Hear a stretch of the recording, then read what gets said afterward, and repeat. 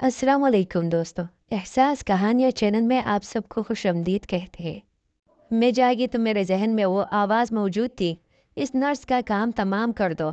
इस तेज़ नुकीली आवाज़ ने मुझे मशवरा दिया था। सिरिंज उसके आउटरिंग में घुसा दो। उसके जिस्म में एम्बोलिज्म छोड़ दो। इसे अजियतनाक मौत दे दो। मुझे अपना नाम नहीं पता था। मुझे नर्स का नाम भी नहीं पता था। मुझे ये भी नहीं पता था कि एम्बोलिज्म क्या होता है। बस वो आवाज़ मुझे ये सब करने को कह रही थी। वो मुझे बता रही थी कि वो सब कैसे करना है। नर्स ने मुझे बताया था कि तुम दरिया के किनारे मिली थी। तुम्हारे कपड़े और जिस्म कीचड़ आलूद था। वो तुम्हें बेहोश लाए थे। ये तुम्हारा आईडी कार्ड मिला है। इसके मुताबिक तुम्हारा नाम मीरा है। इसने वो कार्ड मेरे सामने किया था। वो चेहरा गैर शनासा सा था। लंबे बाल, गंदुमी सी जिल्द। तुम्हारे सर पर जख्म था तो तुम्हारे बाल हमने काट दिए हैं। मैंने अपने हाथों की रंगत देखी। वो इस तस्वीर से मेल खाती थी। तो वाकई वो मैं थी।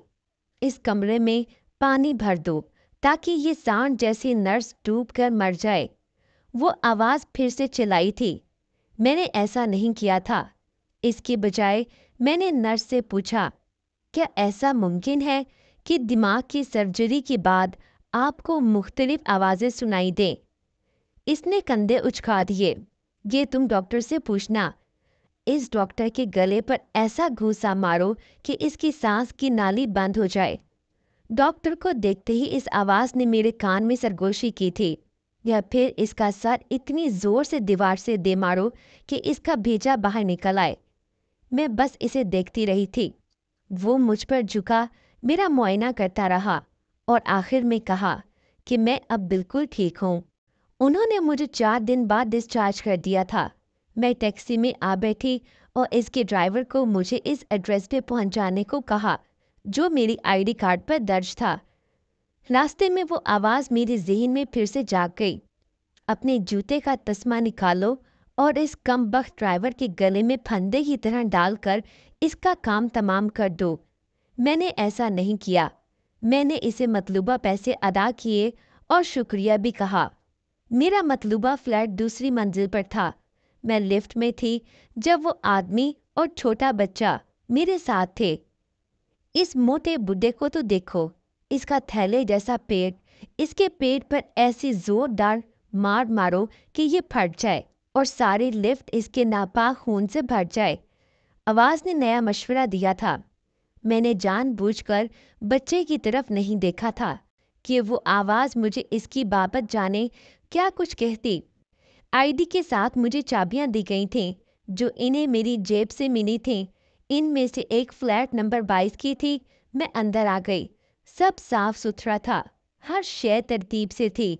बेड की नई चादर, तकिए, मेज़ पर रखा लैपटॉप, किचन में तरतीब से रखे बर्तन, सफ़ेद दीवारें, मेज़ पर रखा मैगज़ीन, फलों की बास्केट, वो चाकू।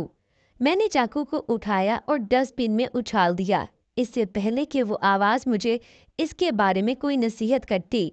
लेकिन वो खिलाफ़े मामूल खामोश थी। कोई बात नहीं, कुछ भी नहीं। मैंने वही मेज़ पर रखा फ़ोन उठाया और सर्च बार में लिखा, मुझे आवाज़ें सुनाई देती हैं। पहला जवाब जो नमूदार हुआ वो यही था, शेज़ोफ्रेनिया। तुम पागल नहीं हो।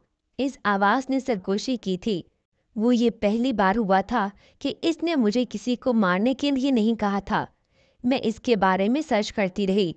मैंने अपने नज़दीक डॉक्टर्स का पता किया। मुझे अगले दिन का वक्त मिला था। घर से डॉक्टर के क्लिनिक तक मुझे 9 चेहरे दिखाई दिए जिनके बारे में इस आवाज़ ने मुख्तलिफ सज़ाएं तजवीज़ की थीं। एक के बारे में कहा कि इसे ट्रक के आगे धक्का दे दो। दूसरे के बारे में कहा कि इसके मुंह में पत्थर डालकर ज़बरदस्ती निगलने को कहो। इस औरत के बारे में कहा कि इस पर पेट्रोल छिड़क कर आग लगा दो। मैं चुपचाप सुनती रही। डॉक्टर की सेक्रेटरी एक खूबसूरत लड़की थी। इस डाइन की आंख में इसकी पेंसिल घुसाकर इसे हमेशा के लिए अंधा कर दो। मैंने इसे अंधा नहीं किया था। मुझे आवाज़ें सुनाई देती हैं। डॉक्टर, मैंने इसे ये नहीं बताया कि आवाज़ मुझे क्या कह रही है। इसकी ज़बान खींच के इसकी तनी पर रख दो और इसके होंठ खाल से नोच डालो। क्या ये अब शुरू हुआ है या पहले से है? मैंने इसे बताया कि इस आईडी पे लिखे नाम और सूरत के अलावा मुझे कुछ भी याद नहीं है।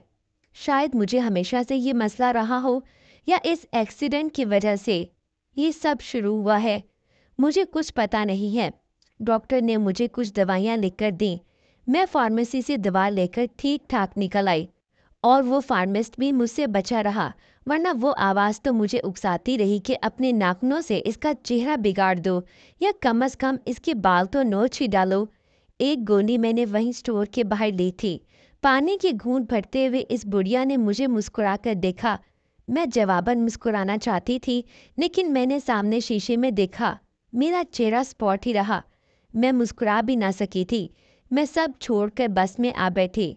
सब ठीक ही रहा। मैंने इस आदमी को बस से धक्का नहीं दिया, जबकि इस आवाज़ ने तो बहुत जोर लगाया। मैंने इस पुलिस वाले की पिस्तौल छीनकर इसके भेजे में गोलियां भी नहीं उतारी थीं। घर तक के रास्ते में सब बचे रहे। मैं घर पहुंच गई। मैं 1 हफ्ता तक दवा लेती रही। मैं फ्लैट से बाहर नहीं निकली थी, एक दफ़ा भी नहीं। मैं खाना ऑर्डर करती और पैसे बंद दरवाजे से बाहर फेंक देती थी। मैं खाना तब उठाने जाती जब बाहर कोई नहीं होता था। मैं टीवी भी नहीं देखती थी। मैगजीन की सब तस्वीरें मैं कुतर चुकी थी, किसी की नाक, किसी की आंख। मैं अपना लैपटॉप तोड़ना नहीं चाहती थी। 15 दिन बाद मुझे डॉक्टर से मिलना था। मैं नजरें झुकाए क्लिनिक पहुंची। वहां कोई भी नहीं था। रिसेप्शनिस्ट पे वो लड़की भी नहीं थी। एलिवेटर खाली था। मैं इसमें जा खड़ी हुई। वो शीशा मुझे मेरा अक्स दिखा रहा था। स्पॉट चेहरा, नुकीला जबड़ा, तने हुए असाब, जरा जरा से बाल। मैं क्लिनिक की तरफ जा रही थी जब वो आदमी मुझसे टकरा गया। देख कर चल बेवकूफ़ औरत, मेरे पेट में कूनी घुसा दी तूने अपनी। मैंने अपनी रगे खिंचती हुई महसूस की थी। मैंने अपने सारे जिस्म में तूफान चलते महसूस किए। एक लम्हे में इस पर झपट कर मैंने इसे फर्श पर गिरा लिया था। अगले ही लम्हे मेरे हाथ में वो चाकू था जो मैंने जाने कब अपनी जेब में रखा था।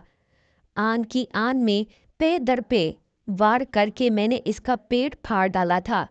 इसकी आंतें बाहर निकल आई थीं। इसके खून से मेरे सारे कपड़े भर चुके थे। मेरे कानों में वो आवाज़ कह के लगा रही थी, तुम अच्छी लड़की हो, कमाल कर दिया, बहुत अच्छे, शाबाश, तुम बहुत अच्छी लड़की हो, तुम। मैं जाने कैसे वहां से निकली थी। क्लिनिक, रोड, बस, मेरा फ्लैट। मैं अंदर कमरे में जा छुपी थी और अपने खून से भरे हाथों को अपनी आंखों पर रख लिए थे कि मैं कुछ देख ना पाऊं। वो आवाज़ मुसलसल हंस रही थी, मुझे शाबाश दे रही थी। इसके साथ पुलिस की सायरन की आवाज़ सुनाई देने लगी, मुसलसल। वो मुझे पागल कहेंगे, जुनूनी बुलाएंगे, वो मुझे जेल में बंद कर देंगे। डॉक्टर वही दवाएं देगा, रोज गोली खानी पड़ेगी। वो सब मुझ पर हंसेंगे, वो मुझे पागल कहेंगे। तुम पागल नहीं हो, फातिहाना हंसी के दरमियान आवाज ने मुझसे कहा था।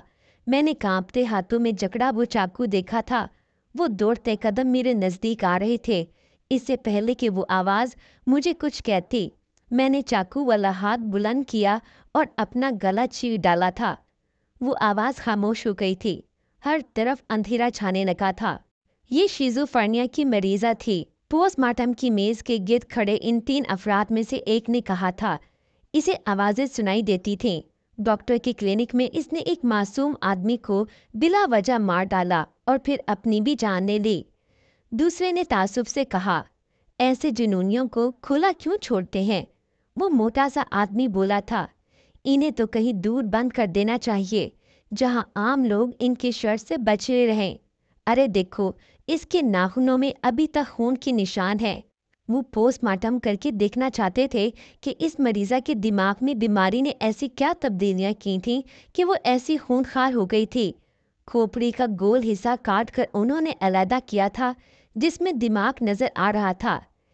इसे मेंटल असाइलम में भी तो ऐसा ही हुआ था जब। अरे ये क्या है? वो आदमी बोलते बोलते ठटक कर रुका और हैरत से इस चीज को देखने लगा। बाकी दोनों भी हैरानगी से इसे देख रहे थे। ये कोई माइक्रोफोन है। इस मोटे आदमी ने दहशत से इस औरत की लाश को देखा था। इस आदमी ने कांपते हाथों से इस छोटी सी शय को खोपड़ी से अलग किया था। یہ کیا چیز ہے؟ وہ دوسرا آدمی بے یقینی سے پوچھ رہا تھا۔ اس آدمی نے وہ چیز کان میں لگائی اور اسے پریس کیا۔ وہ کھنکھناہٹ سے اس کی دماغ میں گونجتی تھی۔ اس موٹے آدمی کا سینہ کینچی سے پھاڑ کر اس کا دل کھینچ لو اور اس دوسرے مستنڈے کے منہ میں ٹھونس کر اس کا منہ بند کر دو۔ اس آواز نے اس کے کانوں میں سرگوشی کی تھی۔